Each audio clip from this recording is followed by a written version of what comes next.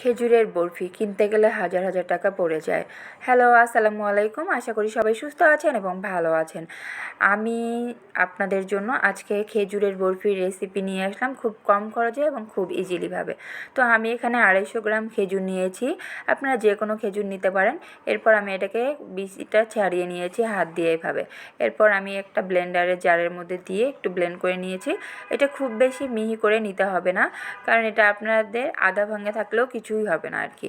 তো এরপর আমি এখানে নিয়েছি কাজু বাদামটা চপিং বোর্ডে কুচি কুচি করে কেটে নিয়েছি আর কি। আপনারা আপনাদের ইচ্ছা মতো কুচি করে নেবেন। এরপর আমি দিয়ে দিলাম এখানে 1 চামচ পরিমাণ ঘি। খুব কম পরিমাণেই দিতে হবে, শুধু একটা মানে হালকা ফ্লেভারের জন্য।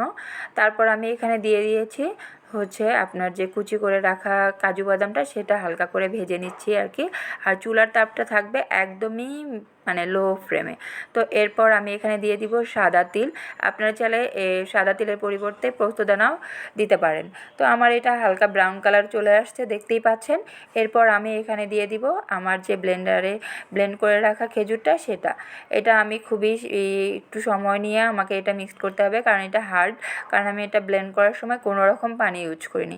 তো এটা আমার মিক্সড হয়ে গেছে, খুবই কম সময় লাগে এটা। তো মিক্সড হয়ে গেছে। এখন আমি এটা একটা ফয়েল পেপার বা যে কোনো পেপারের উপর, আপনার ভারী কোনো পেপারের উপর রোল করে নেবেন। তো আমি এখানে হাতে হালকা ঘি লাগিয়ে নিয়েছি। এরপর আমি এটাকে এখন রোল আকৃতির করে নিব। তো দেখতেই পাচ্ছেন আমি কিভাবে এটা করতেছি। একটু হালকা গরম থাকা অবস্থায় করতে হবে এটা। তো এরপর আমি এটাকে ভালোভাবে পেঁচিয়ে আবার কিছুক্ষণ মানে রোল করে নিব, যেভাবে আমরা রুটি বেলি আর কি। তো এইভাবে দেখতেই পাচ্ছেন এটাতে আপনার সুন্দরভাবে ইয়াটা আসবে আর কি। তো আমার এটা মোটামুটি হয়ে গেছে। এরপর আমি এখানে ফ্রিজে রেখে দিব 1 ঘন্টার জন্য।